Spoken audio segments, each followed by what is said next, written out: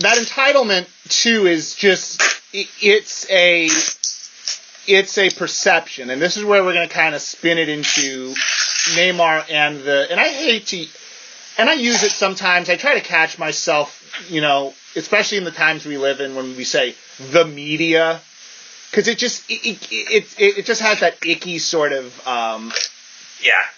I don't like saying it. Sometimes it's the only thing you can say, but I just hate saying the media. But let's say Neymar and the established international football press, the international football fans, etc., etc. Yeah. He is a highly profitable player. He has won essentially everywhere he has been. As you said, he won the Copa Libertadores for Santos. He won the league for Santos. He won the league for Santos, right? He didn't win the Brasileirão, but he won the Paulista several times, which is the Sao Paulo State League. But he never did win the Brasileirão. That was the one thing he didn't deliver to them. But he never promised it. He did promise the Copa Libertadores, which is the bigger. It's like the Champions League. It's the bigger title. I know that I did know. That's why we have you here. Okay, he won the Olympics for Brazil. He won the first time ever. By the way, he won the Confederations Cup for whatever that's worth. Went to Barcelona. He won the league. He won the Champions League. He went to PSG. He won all 4 trophies. I mean, he was part of all of them, so I could say he helped them win all 4 domestic trophies. This is not a player who has gone his whole career without actually doing anything. Like, this isn't Mohamed Salah, where we're all trying to say he's the next great player, and he's won absolutely nothing. Just nothing. He's won not a thing in his whole career. And this is the double standard of all of this.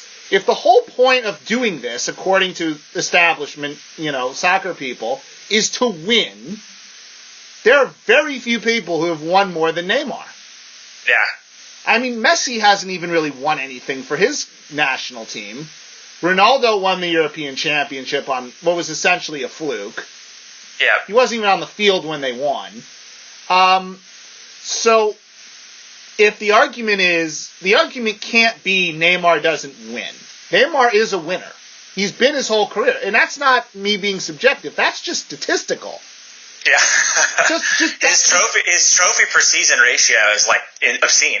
It's craziness, right? I mean, he's won almost everything. Yeah, you can't make the argument that he's not, he doesn't win things.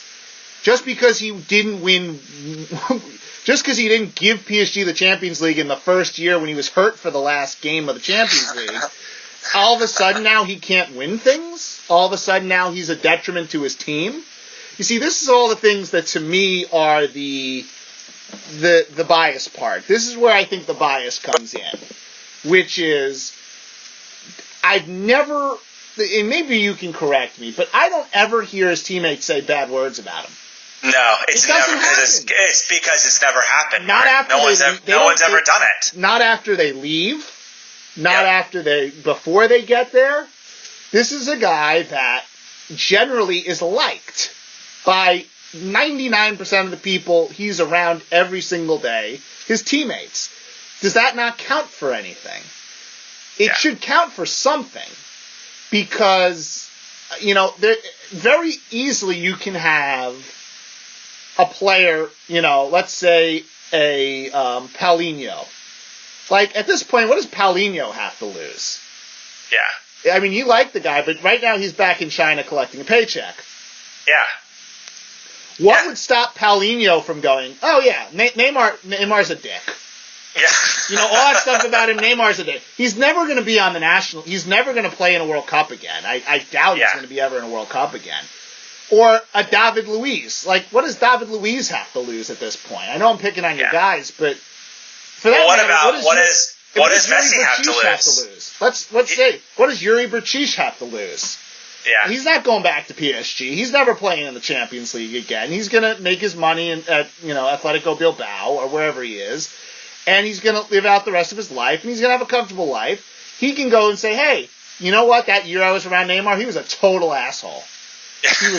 He was making fun of Mbappe. He was bigfooting Cavani.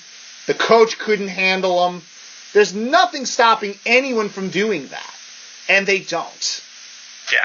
There's something. Unai Emery was basically sacked because he couldn't get the best out of Neymar. There's no reason for him not to say anything. Yeah, I mean, why is it Emery not say? I mean, Emery's a nice guy in general, and he's usually. But if half the stuff that was reported about Neymar was true, how is Unai Emery not going right to the Guardian or the Sun and just saying all this shit about him? Like, yeah. I think there's that, and this is where we'll get into the weeds a bit, which is there's that hatred, and I don't use that word lightly. No. There is a hatred with a capital Hatred of Neymar by the establishment, mostly British and American, but also Spanish and not even the. Well, we'll get to the Spanish media in a minute, but let's separate them because it's kind of a different dynamic. But the English and the American media, there is a hatred of Neymar, the likes of which I can't remember another soccer football player ever having. Yeah. And the only one I can remember is Luis Suarez. That's the only one that even tips the scale for me. But then he went to Barcelona, he won some things, and, they cooled on that. But yes. Yeah. But, okay. And he played in their league. Neymar doesn't even play in their league. Wait a minute. At least that was justified. Luis Suarez bit a guy. He took his teeth, and he bit a dude. Neymar didn't bite nobody. I mean, for real, like if that's the comparison, and one of the guys is hated because they don't like his personality, and the other one is hated because he bit a dude, like how are these things comparable? They're not. And this will kind of get to my main point, which is this really ratcheted up when he made the move to Paris Saint-Germain. Yes. And what it is about, in my opinion, and this is, I've talked about this ad nauseum for a year, so I hope that this is sort of the last will and testament. I don't have to say it anymore. I don't have to scream it from the mountaintops or give examples of it. Neymar broke a rule, an unwritten rule in world football, which is the best players only play for certain clubs. It's a rule. It's the same thing as as a car. Like, only certain people drive McLarens. You don't see a guy making $500,000 a year, working as a stockbroker, driving a McLaren. Yeah. You only see McLarens for people that are making millions and millions a year. Yeah. Same thing with great players. Great players go to 5 clubs: Barcelona, Real Madrid, Manchester United, Juventus, Bayern. That's it. Maybe Manchester City, maybe Chelsea, maybe Liverpool, but not even Liverpool gets those type of players. If you think about it, Liverpool doesn't get the top elite players in the world. They get that level below. But when we're talking about elite players, if we're talking about the McLarens of world football, they go to 5 clubs. And those are the only clubs they go to. And if they're going to move, they're going to move from one of those clubs to the other one of those clubs. And it's a way to sort of keep the balance of power the way it is. And you make the transfer fees and you put the release clauses in and you put up this financial fair play barrier with the sole purpose of keeping these elite players at the clubs they're supposed to be at. Yes. PSG got around that in a way that I don't think any of them ever anticipated that they would. PSG was fine when they were taking the Edinson Cavani's and the Angel Di Marias and the Zlatan. The Pastores. At the end of their careers or, in their late 20s. Great players, but not they're Mercedes-Benzes. They're not McLarens. Yeah. And PSG went to the bank, took out big load of money, bought themselves a McLaren, and it pissed everybody off. Yeah. And now what you have is the picking apart of Neymar. The things that he was doing at Barcelona that no one really thought a lot about, unless you're really, a deep sort of in-the-weeds football fan. All of a sudden, now the things that Neymar are doing are selfish. They're comical. He's being a clown. All of a sudden, he's not, he's automatically, the minute if you believe the way the narrative was presented, you would believe that Neymar signed with PSG for the sole purpose of then immediately beginning negotiations with Real Madrid. That was the plan. Yeah. And there are people like Andres Cordero. I'm going to just say him straight out, who literally believe that believe that theory. We'll say, of course, that's what he did. He got out of Barcelona for the express purpose of negotiating with Real Madrid and making that deal. First of all, Real Madrid could have done the exact same thing that PSG did if they wanted to. There was nothing stopping them from paying that release clause. They could have sold Ronaldo last year. They could have sold Benzema last year. And they could have paid the release clause, and Barcelona could have done nothing about it. So why all of a sudden is this some sort of mastered plan now? It's strange. That's the first strange thing. I know I'm rambling a little bit, but I just kind of want to get this stuff. Again, this is not really the central show, so we can kind of do this here. It's bizarre how this move, and it's not surprising, but it is still a little bizarre, and it's a little creepy how the press, the international English-speaking press, have taken this Neymar thing, and they have turned him into this villain, this Snidely Whiplash, twirling the mustache, cartoon villain, with no shade of gray. He's a villain. Well, I think it's just because he's. Go ahead. You go, Mark. You go. No, please go ahead. I'm done ranting for now. Go well, ahead. I think it is so much about what you said. I mean, I think it's about the fact that he shunned the establishment. He said he didn't care. I mean, he said that, what you want from me is not important to me anymore. And I think that really rubs people the wrong way. And I think you're absolutely right. I mean, I think the financial fair play, the whole idea of sugar daddies, you know what I mean? Like, the whole point of this sort of negative spotlight on these concepts is to preserve the establishment as it is now. That is the whole point of it, right?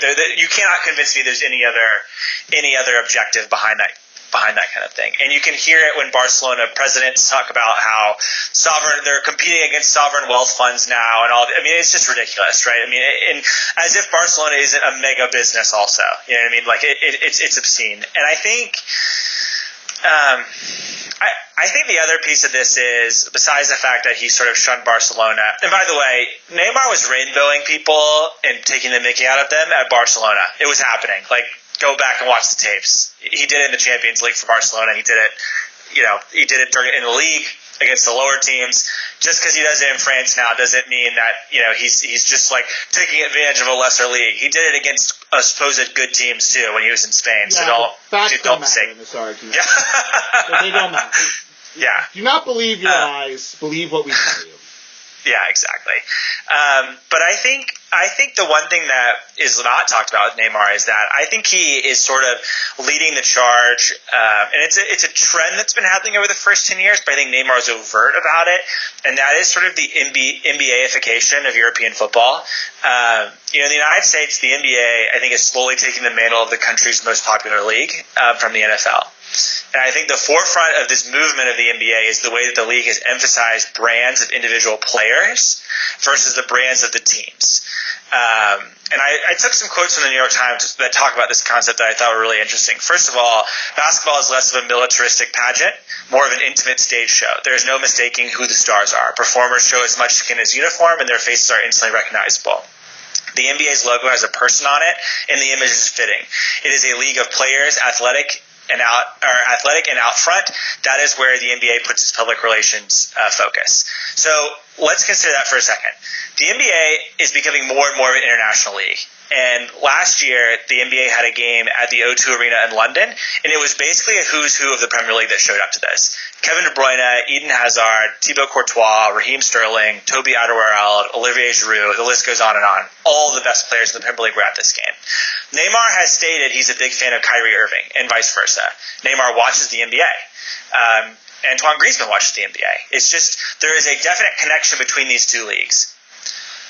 The NBA has said the players are the most important brand, and they have the right to sort of make their own decisions. Consider that, LeBron signed 1-year deals every year he was in Cleveland to keep the team honest and making sure that the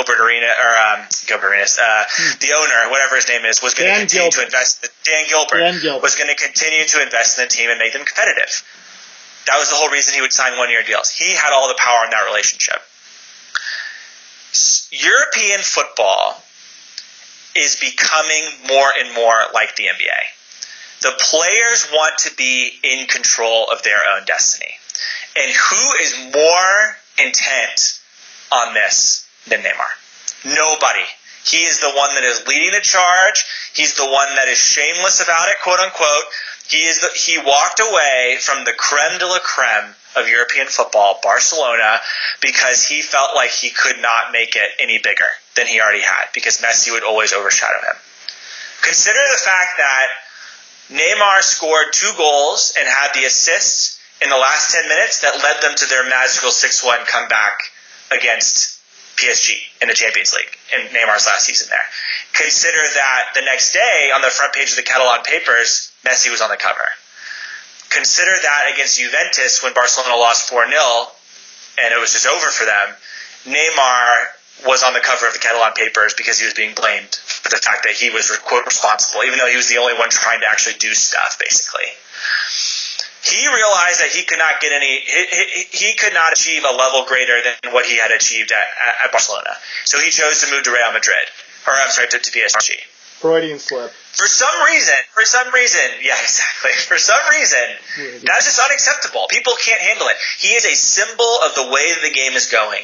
The clubs are not the emphasis. It's the players. And you know what, Mark? That's the way it should be. I'm not watching Barcelona if they don't have great players. I'm not watching Real Madrid if they don't have great players. That is the direction of the league, whether people like it or whether they don't.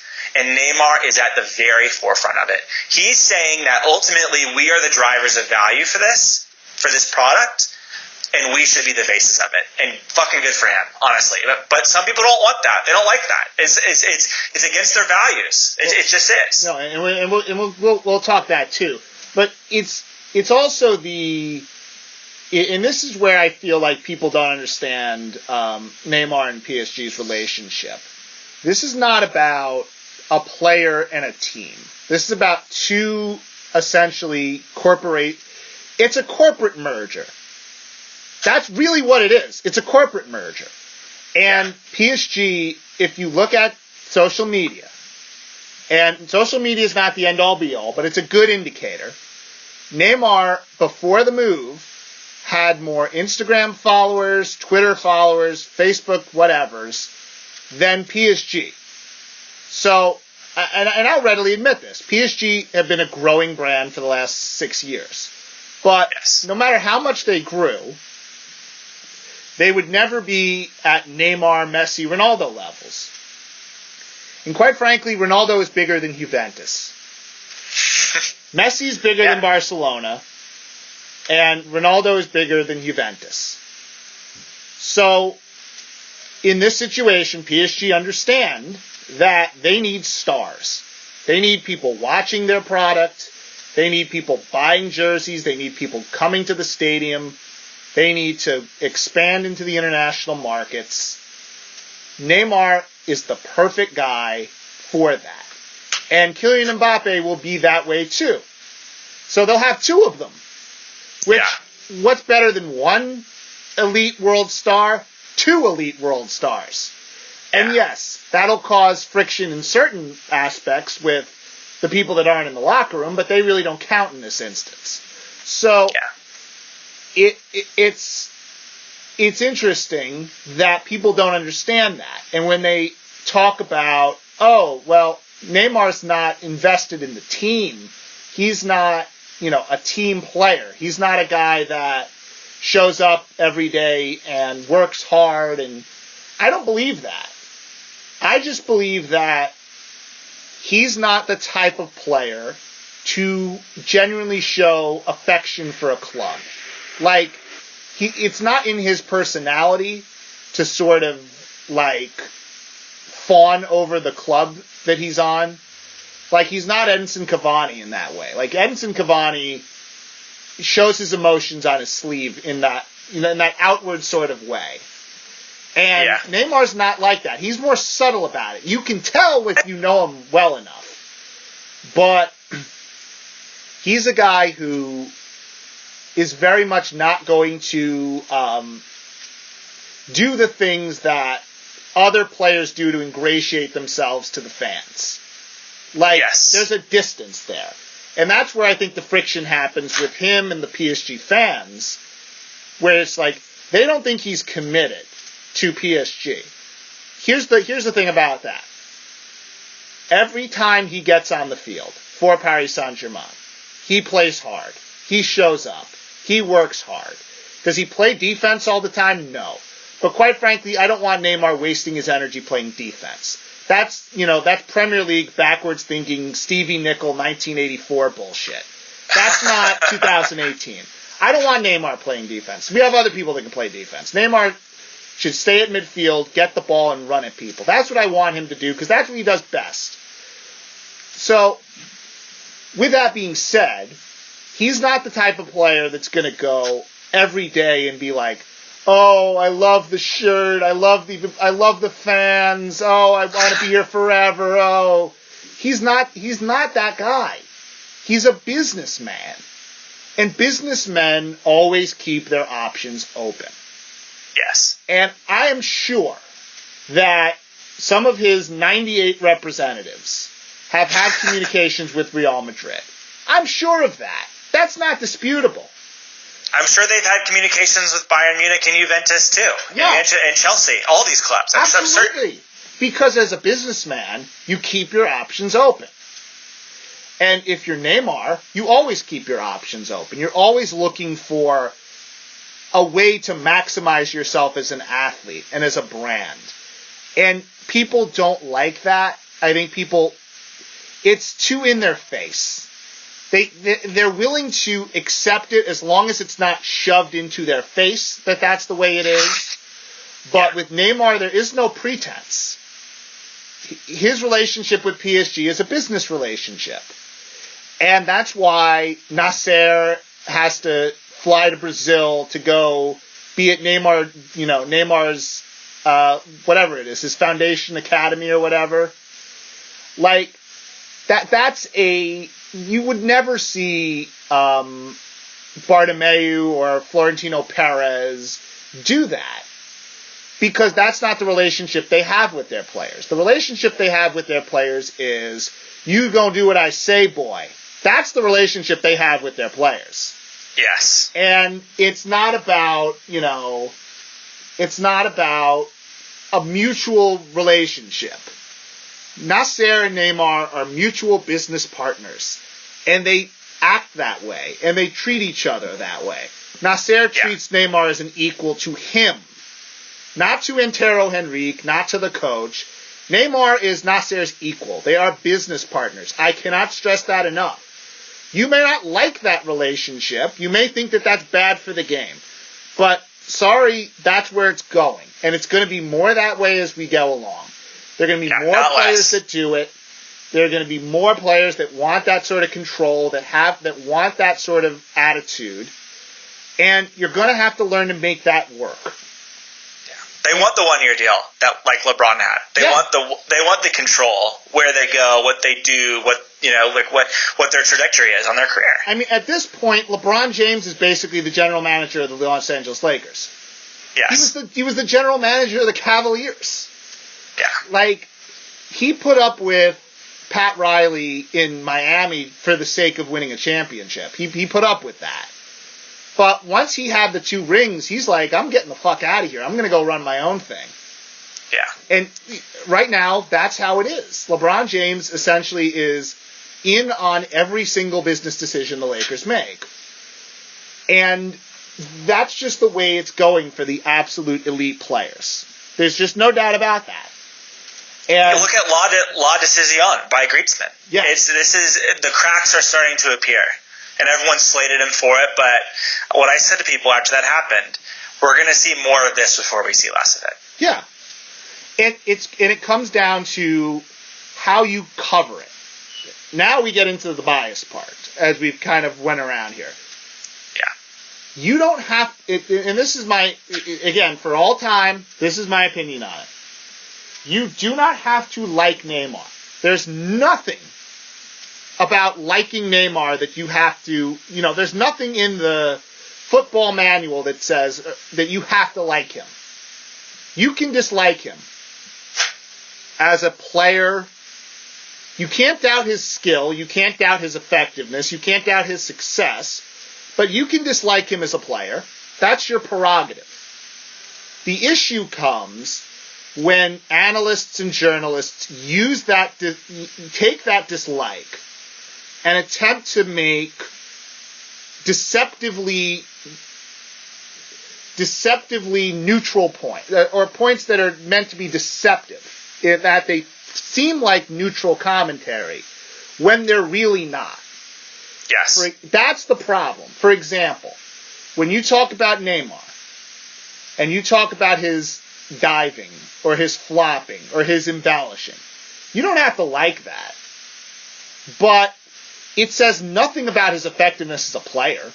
You can't make that logical leap to go, you cannot, here's what you can say. You can say, I don't like that Neymar flops. I don't think it's good for the game. I think it slows the game down. I think he's too good of a player to engage in the play acting. You can say that. That's understandable. What you can't then do is now go, but, what that flop, what you can't do is say, because Neymar flops, he's not a very good player, and he's never going to be a great player. He won't be an all-time great player until he stops all of that and stops being selfish and it stops being all about him and he's a diva. That's where we take the objective point and we try to use that objective point as collateral to make these other points that have nothing to do with the original point. So, in instance, I have a point about that. If I'm making that argument, I have a point. Yeah, Neymar flops. Yeah, he embellishes. Does that mean he's a bad person? No. Does that mean that he's a bad teammate? No. Does that mean he's an embarrassment to the game? No. But because we're using that initial flopping point, that we use that point as the collateral to then make all these other points and hide them as an objective argument. So, to kind of paraphrase all of that, Neymar flops, objective argument. Neymar flops and therefore is a bad person and a bad player and an embarrassment to football. That is not objective. That is your opinion being hidden in. It's a journalistic, like a magic trick. Yeah. You know what I'm saying? Like, it's journalism magic, which is I can use objective points. I can use what you're seeing and then connect that to what I'm thinking so that you think the same thing that I'm thinking. That's how it works. That's how journalism works. For example, and I know I'm going long here, but this is kind of important.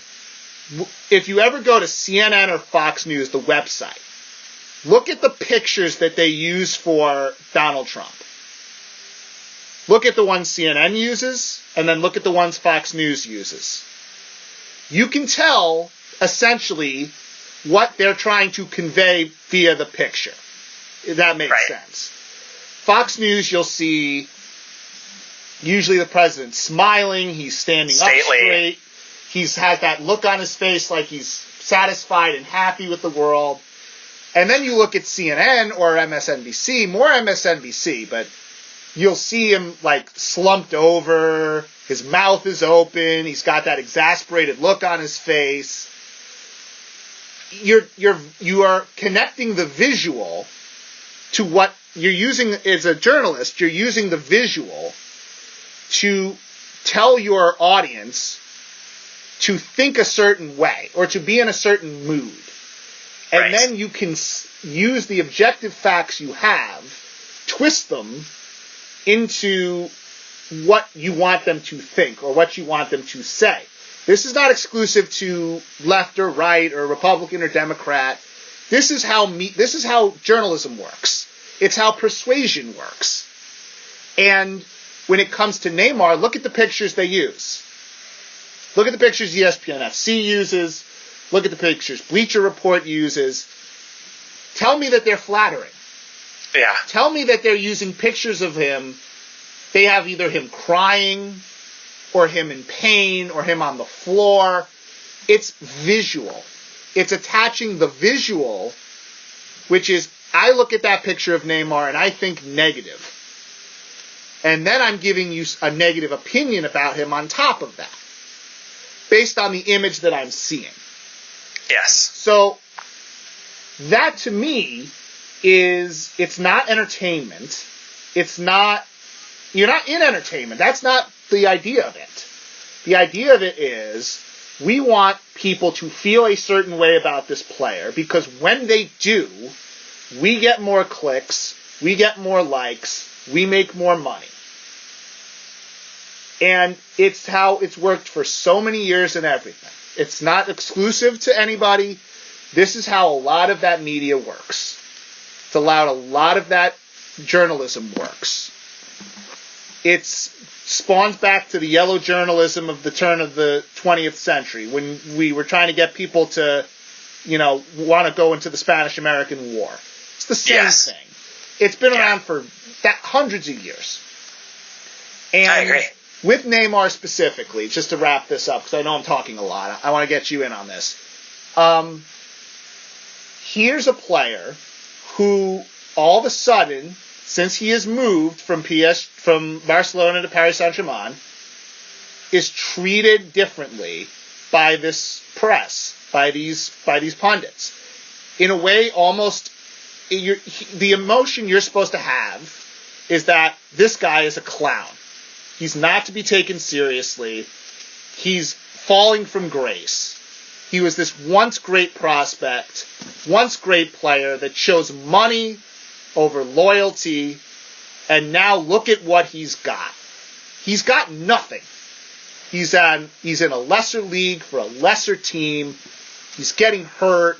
He can't win the World Cup. He's costing his team games. He's not a good sport. He's letting it get to his head. That's what you are supposed to think. And there's no other way around that. That's the way you're supposed to think about it. Through the pictures, through the headlines, through the pundits, etc., etc. Yeah, I mean, I think one of the most, it reached its height to me.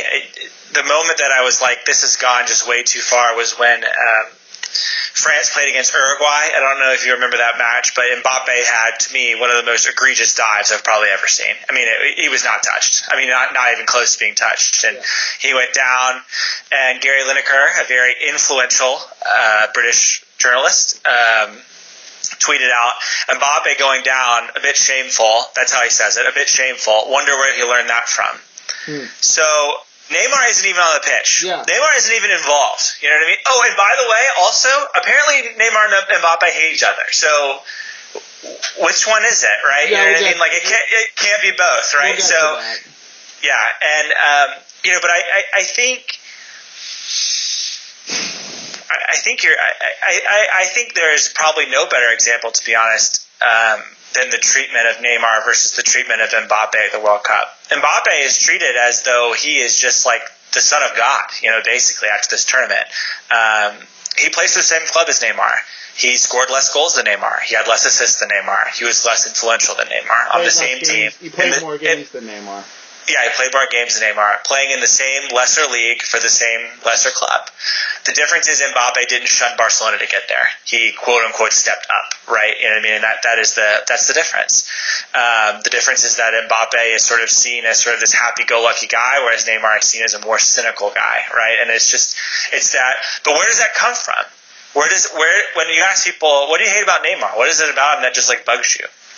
People often give these they start with the diving, and then you explain to them, everyone dives, part of the game, right? This happens all the time. And then they go into these ineffable things, right, about like how he acts and his attitude, and like it's completely nonsense, right? It's meaningless. It's vague. Yes, it's vague. Completely vague. And I think that it comes from the fact that you're right. The media is influencing people to feel a certain way about it because it generates clicks and it generates eyeballs, essentially. No one ever talks about Neymar's trophies per season. We talked about this a little bit earlier. No one ever talks about the way that Neymar has led so many teams to glory, basically. And I would encourage anyone who thinks that the media is not influencing the way they perceive Neymar to look back on the articles about Neymar when he was playing still for Santos at the 2013 Confederations Cup. Look at the coverage. It was about, wow, this domestic player, you know what I mean, who's out there like leading his team to glory. What a great story. This is amazing. You know what I mean? 5 years later, the World Cup, the story is completely different. What's changed? Neymar's the same guy. He's doing the same things. What's changed? The only thing that's changed is that he chose to move away from Barcelona. He chose to sort of challenge the way that we think about player power and the way that we think about club power and the way that we think about how players sort of making their own journey, creating their own legacy, looking out for themselves and not looking out for the corporations that think that they own them, basically. That is what's changed. Neymar is still doing the same tricks. He's still embellishing fouls, and we'll get into the embellishment. He's still embellishing fouls. He still has attitude on the pitch. He still does all these things. The only thing that's changed is the way that the media portrays him, and it's because of the decisions that he's made in between those two tournaments. And those decisions aren't even bad. They're not bad decisions. They challenge the establishment, basically. Yeah, and he makes his own. And I think to a degree, when there's a narrative about you as a person, and obviously there's a narrative that has been created about Neymar, whether some of it is based in certain truths that are embellished or some of it is complete fabrication, either way, the narrative is there. So the question now is, and this is sort of, I think, where Neymar has made it worse for himself in this instance. Maybe for his own personal health, he's made the right decision.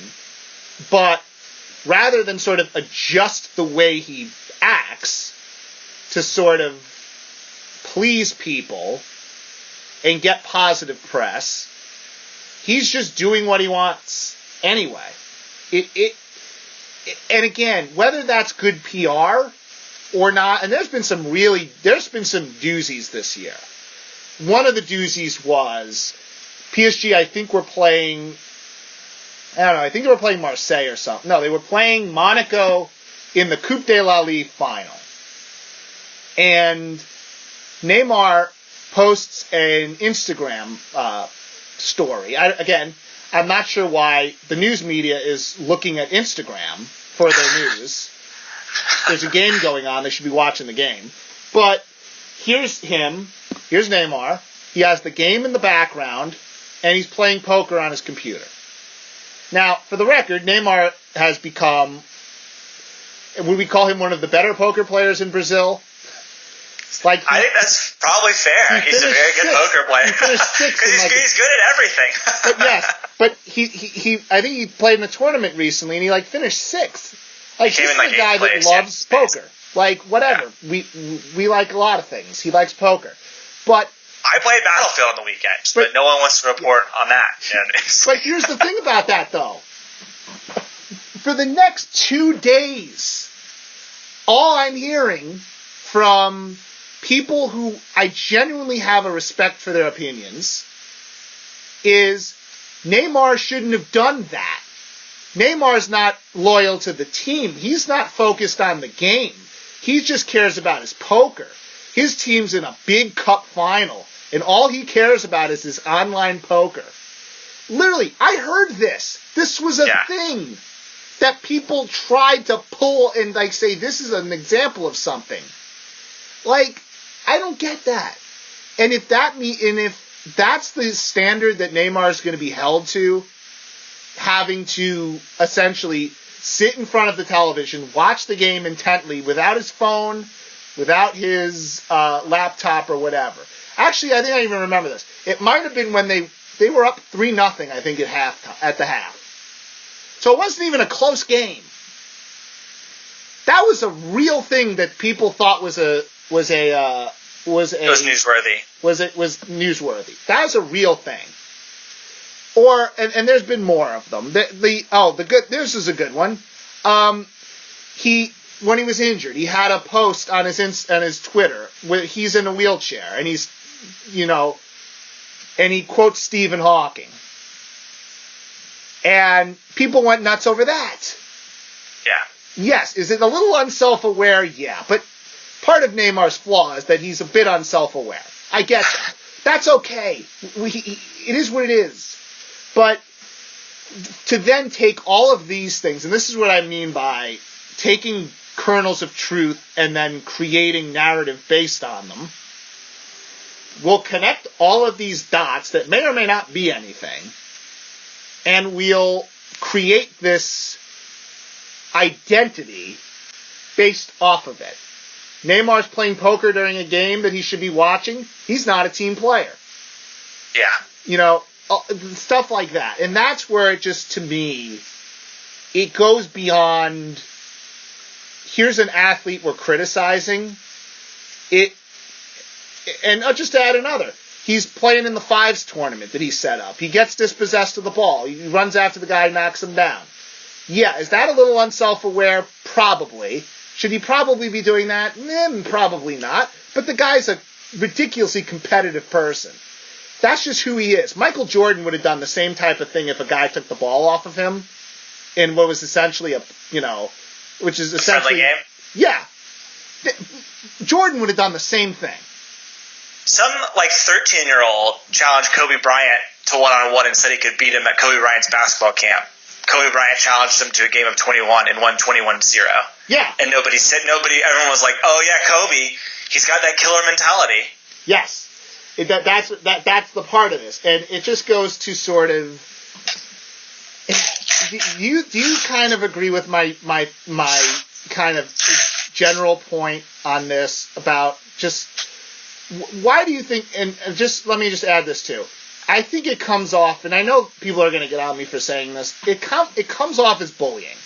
It does. Yeah, it does. I feel like there's an element of, yes, as journalists, we're supposed to punch up a little bit. But it gets to the point of every little thing the guy does, let's mock him. I think you're right. No, I completely agree. I don't think that's too extreme. I mean, I think he couldn't have posted anything at this point, without it being just teased to death, basically, talked to death. And so much of it comes without context. I think that's part of the problem too, is that there's just there's a part of journalism, I think, that requires you to gather context and understand the situation. And I think that is definitely missing, from the whole conversation, basically. I want to talk a little bit about, just go into a little bit more detail about the hypocrisy of, the way that people think about Neymar's transfer from Barcelona to PSG. And I think the way the media has treated it, because I think that we've talked to death for sure the part of it that's, moving from a big club to a smaller club. And I think that's a totally valid piece of this. But I think that there's another part to this too that is really, the context is sort of missed.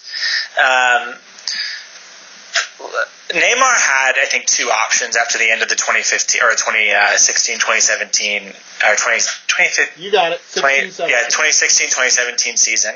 At the end of the season at Barcelona, he's 25 years old.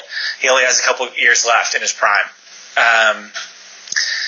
There's a recognition. There's when you talk to people about the trophies that Neymar has won in his career, a lot of people say that the trophies that he won at Barcelona are Messi's trophies. which, whatever, fine. If you want to call it that is your own prerogative, and I'm going to leave you to call it that.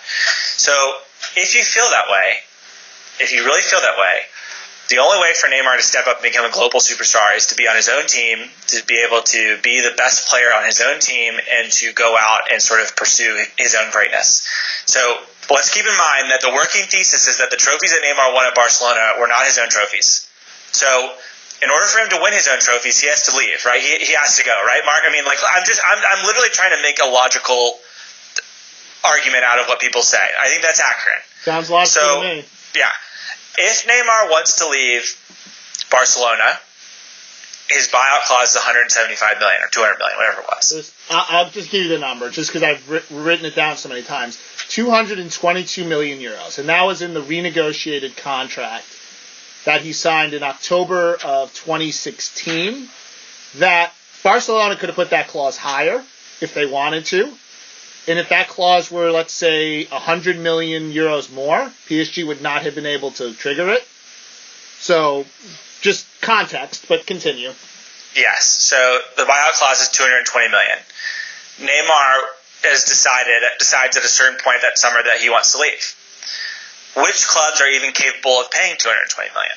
Let's call it what it is. Which clubs in the world are even capable of funding that amount? PSG, probably Barcelona. He's there. They're not going to, obviously that makes no sense. Maybe Real Madrid. Those are the clubs in the world that can shell out a check for $220 million for a player. That's it, in my opinion, just based on what I know about the transfer market and what players are going for at this point. I don't think there's any team in England that could pay that much. I don't think Juventus could pay that much. I don't think Bayern would pay that much. And some of it is not about capability, it's about willingness, right?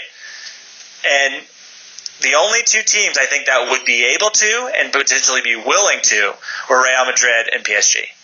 Real Madrid, it would have required the sale of certain players to do it. And it also would have required Neymar moving from Barcelona to Real Madrid. It's not unheard of, but it's a difficult bridge to cross. And let's assume that Neymar is telling the truth when he says that Barcelona has a special place in his heart. Why would he do that? Why would he move immediately to Real Madrid? That makes no sense, right?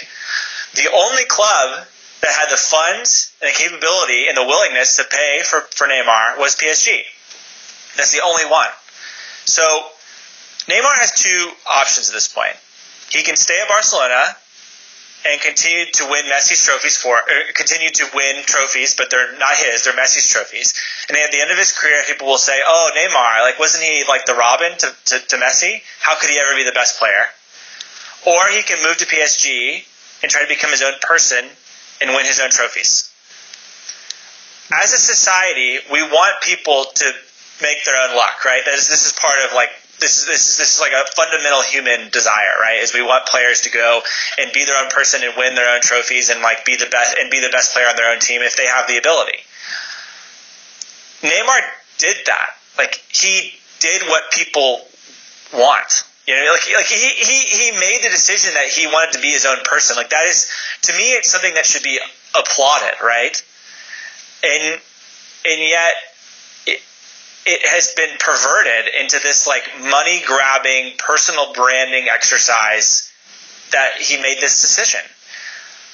There is a massive amount of hypocrisy that goes into that, in my opinion. There's a because just bringing this back to the NBA again, and I watch a lot of NBA, so I apologize, but Kyrie Irving's decision to leave Cleveland and go play for Boston is one of the most lauded decisions in American sports. People say, good for you. Honestly, good for you. You want to be your own person. You want to, try to win your own championships. That's your prerogative, and I support you doing that. Neymar does the exact same thing, and it's seen as this just despicable act that cannot even be supported, basically.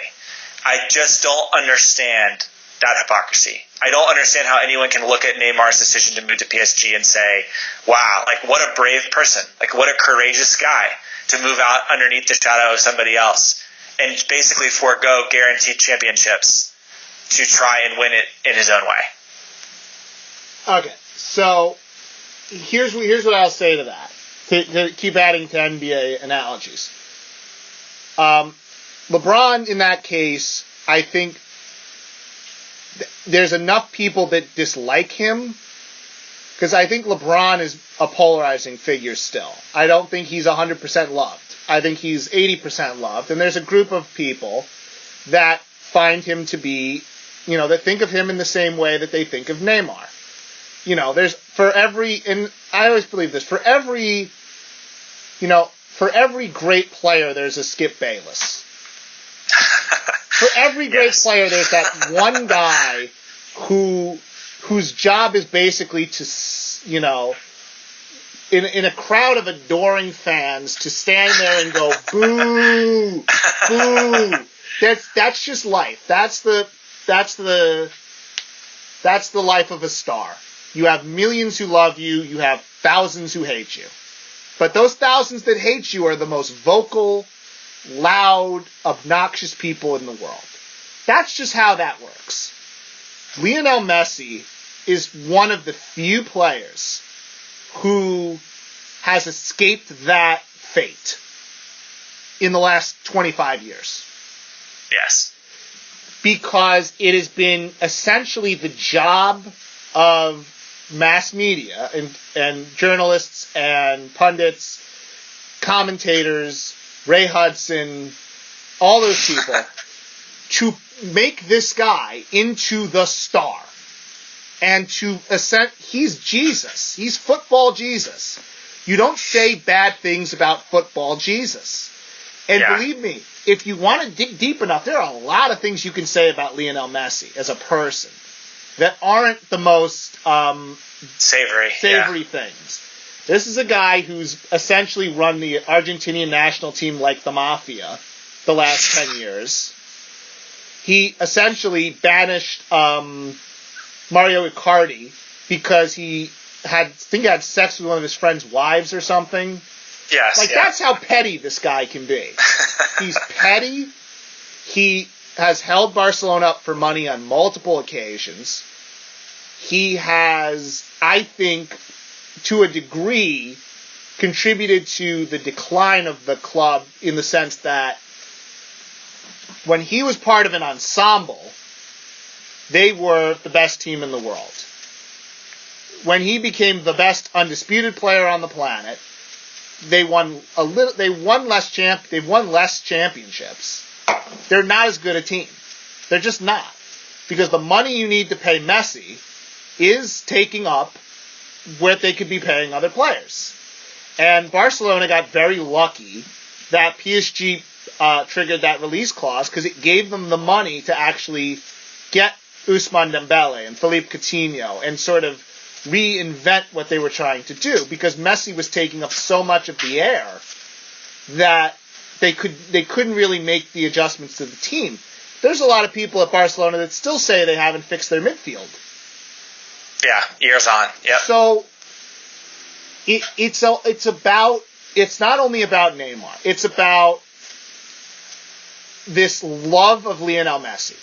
This unhealthy, sycophantic love of Lionel Messi. And in a lot of ways, he is sort of what Pele became. He is now what Pele eventually became. Yeah, which is essentially bigger than his own achievements. Yeah, basically. You're not going to hear people say bad things about Pele because you're not. It's Pele. Same thing with Messi. It's creating a myth out of he's one of the best players to ever play, but you're creating this myth, this ethos about him. So where I'm going with this is, eventually, you get to a point where everyone's just happy to play with Lionel Messi. Yeah, it should be the greatest honor ever bestowed to a player, basically. Yeah. Neymar should have been great. And that's the difference between Kyrie and Neymar in this case, which is Neymar is not held in that same regard that Messi is. He's not protected in that same way. Messi is protected. And when you break from, it's almost like, I hate to use this, but I am. So pardon me. This may never make the light of day. So I guess I can say this. It's like Scientology. Yeah. If you're in the church, they love you.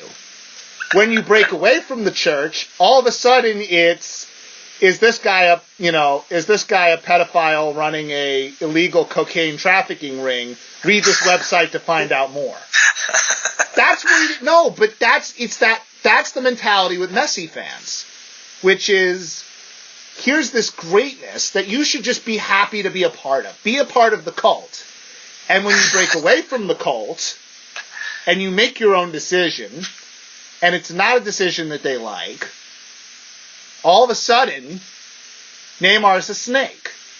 All of a sudden, all the good things that you say about the guy, they turn on a dime.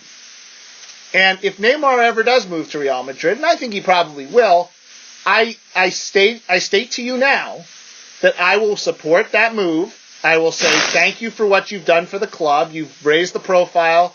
You've laid the groundwork for the future of PSG for the next 25, 30 years. We appreciate what you've done. Go make yourself happy. Go win with Real Madrid. I swear to you that is what I will do. I will not be a hypocrite on that. Yeah. But this Messi sycophantism permeates into the media too. So it's not just ultra autistic and that the Barca, fanboy group or the Messi fanboy group. That mentality seeps into everything, and it seeps into the press as well. I think Pep is sort of the same. I mean, I think I like Pep a lot. He's an amazing manager, but I think he's been elevated to this status where you almost can't, if you're like, the opinion is that if you think about the game quote unquote intelligently, you're not allowed to say anything bad about him. You know what I mean? And I think Messi is the exact same way. I made the mistake a couple months ago of tweeting out on my personal account that I thought that Messi hasn't done a lot with the opportunities that he had with Argentina. And I got my inbox in the morning when I woke up I had like 50 notifications, like 30 messages, because some big time Barcelona account had retweeted what I said, or quoted it and subquoted me or whatever. So I think it's definitely that is part of it.